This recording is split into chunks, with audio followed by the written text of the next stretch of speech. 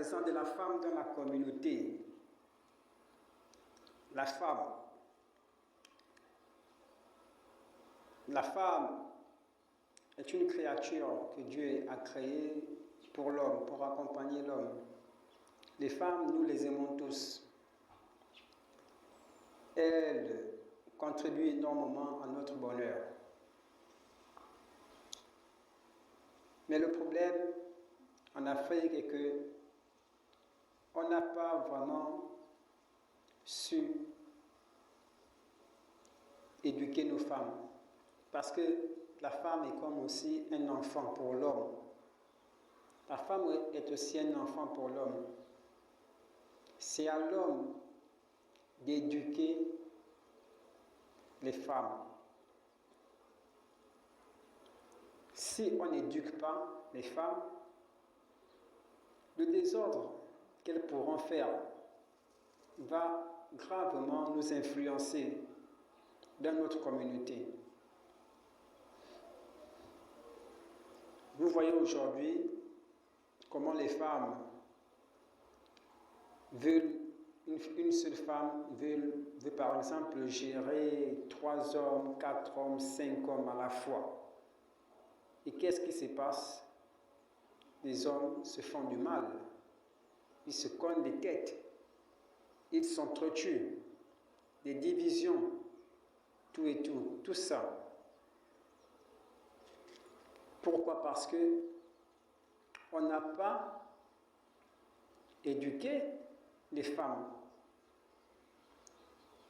C'est vrai qu'aujourd'hui on parle de l'égalité des sexes. Lorsque je parle de l'éducation de la femme, il ne s'agit pas de dire que la femme n'a pas droit à aller à l'école, la femme n'a pas droit à travailler, la femme n'a pas droit à se marier avec l'homme qu'elle désire. Non, là je ne parle pas de ça. Je parle de la mentalité de la femme. Quelle est sa mentalité? Nous pouvons, par exemple, constater qu'ici au Gabon, les femmes s'expriment avec leurs fesses. Exemple. On peut dire 80% de la population féminine au Gabon s'exprime à travers leurs fesses. C'est-à-dire, elle n'a pas besoin de te parler, elle n'a pas besoin d'avoir un bon comportement. Elle présente seulement ses fesses, à prendre ou à laisser. Même si elle se comporte comme le diable, elle n'a rien à foutre. C'est ses fesses qu'elle te montre, à prendre ou à laisser. Tout ça pourquoi? C'est parce que les parents n'ont pas bien éduqué l'enfant. Je me rappelle, je voyais comment les parents des filles disaient aux filles, tu sors et tu ne rentres pas avec un sachet, c'est pas normal. C'était une très mauvaise éducation. Dire à la fille de sortir et de rentrer avec un sachet. Mais pour avoir ce sachet, qui va lui donner ce sachet? C'est forcément les hommes. Et les hommes qui vont lui donner ce sachet ne vont pas lui donner ça gratuitement. Ils vont lui donner ça par intérêt. Ils vont lui donner ça pour coucher avec elle. Donc, les femmes se sont habituées comme ça, que c'est leur fesses qui parlent, c'est leur beauté qui parle, c'est leur forme qui parle. C'est pas normal. Ça nous détruit. Ça nous détruit énormément. Donc, il faut d'abord qu'on revoie l'éducation qu'on donne aux femmes en Afrique, au Gabon, dans nos quartiers, dans nos villages.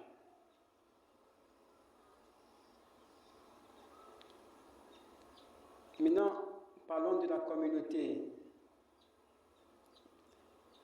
Lorsqu'on veut avoir aussi une communauté soudée, une communauté prospère, puissante, cela dépend aussi de la femme. Si la femme a en elle un esprit de division, les hommes seront automatiquement divisés. C'est clair. Si vous passez votre temps à tout faire pour attirer l'attention des femmes, vous ne pouvez rien faire en réalité. Même là où on n'a pas besoin d'attirer l'attention des femmes, vous allez toujours chercher à attirer l'attention des femmes.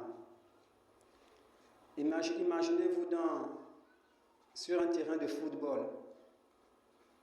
Vous jouez du football en cherchant à plaire aux femmes. Tu joues du football, en même temps tu regardes si les femmes te supportent. Mais qu'est-ce qui va se passer? Tu vas détruire le jeu de ton équipe. Tes coéquipiers ne pourront plus mieux te suivre. Tu vas devenir avare sur le terrain. Tu auras du mal à faire la passe aux autres. Voici ce qui va se passer. Pourquoi? Parce que tu as cette soif de te faire remarquer.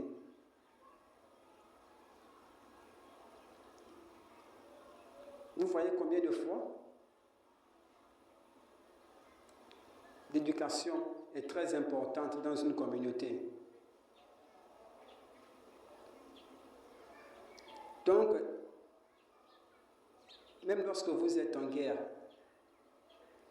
on n'a pas dit que la femme est inutile en guerre. La femme joue son rôle dans une guerre.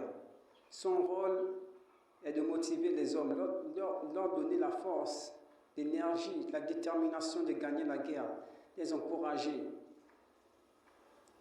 Mais lorsque vous êtes en guerre, ne cherchez pas d'abord à impressionner les femmes.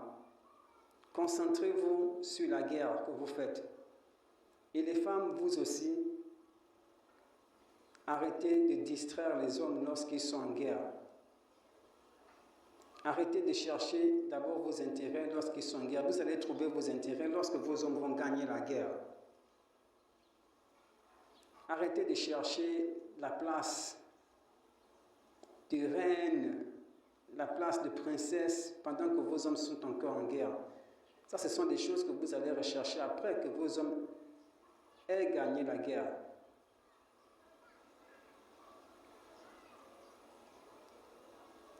Donc c'est ça. Vous les hommes, pendant que vous êtes en guerre, ne regardez pas la femme. Ne regardez pas la femme.